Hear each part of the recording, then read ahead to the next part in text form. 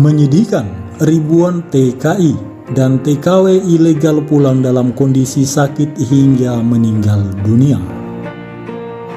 Namun sebelum kita bahas lebih lanjut, silakan tekan tombol subscribe dan bunyikan lonceng notifikasinya agar tidak ketinggalan berita menarik lainnya seputar TKI di HL Seleb Channel. Kepala Badan Perlindungan Pekerja Migran Indonesia BP2MI Beni Ramdhani mengungkapkan data mengejutkan seputar TKI dan TKW. Ternyata sebanyak 4.436 orang TKI, TKW atau pekerja migran Indonesia PMI dipulangkan ke Indonesia dalam kondisi sakit hingga meninggal dunia sejak tahun 2020. Dari ribuan imigran Indonesia tersebut, 95% diantaranya merupakan PMI ilegal atau yang berangkat secara tidak resmi dari Indonesia. Hal tersebut disampaikan Beni dalam fokus grup discussion PMI Merdeka dari sindikat ilegal di kawasan Bandara Soekarno-Hatta, Tangerang.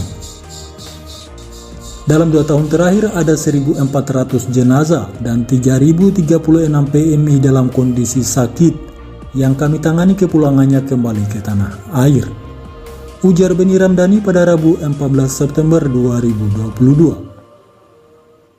Sebanyak 95% dari PMI yang dipulangkan negara baik dalam kondisi sakit ataupun meninggal dunia itu berangkat dari Indonesia secara tidak resmi, imbuhnya. Kemudian Beni juga menerangkan dalam kurun waktu 2 tahun terakhir, pihaknya berhasil mencegah keberangkatan 2.540 PMI yang ilegal. Mayoritas kasus tindakan kekerasan yang dialami oleh imigran Indonesia di berbagai negara merupakan PMI ilegal. Dan ribuan kasus PMI ilegal tersebut didominasi oleh kaum perempuan. Mereka para PMI yang berangkat secara ilegal kerap mengalami kekerasan fisik, kekerasan seksual, eksploitasi jam kerja, hingga diperjualbelikan antar majikan.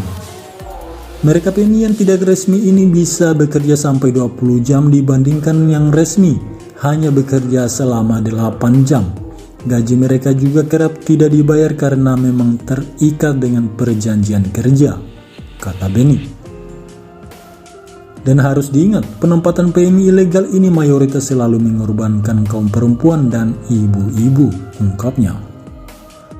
Menurutnya, para imigran gelap tersebut kerap menggunakan visa bagi visa turis, hingga visa ibadah umroh untuk bisa keluar dari Indonesia. Modusnya para PMI ilegal ini sebenarnya itu sederhana. Mereka menggunakan visa turis, visa ziarah, sampai visa umroh, paparnya. Oleh karena itu, Beni meminta kepada pemerintah daerah agar turut berperan aktif dalam mengantisipasi adanya penempatan PMI ilegal. Pasalnya dalam Undang-Undang PMI, setiap pemerintah provinsi, pemerintah kabupaten kota, hingga lingkup desa memiliki tugas dan tanggung jawab yang sama terkait adanya PMI. Makanya undang-undang terbaru ini kan sangat revolusioner. Ayo dong Pemprov dan Pemda ikut kerja juga. Kan ada mandat dalam pasal 40, yaitu 9 kewenangan Pemprov. Pasal 41 ada 11 kewenangan Pemkot Pemkap dan kewenangan desa dalam pasal 5, ucapnya. Kalau mandat itu dilakukan saja, permasalahan PMI ilegal ini sudah pasti aman, karena proteksi itu harus dari dulu penanganannya, tutup Beni Ramdhani.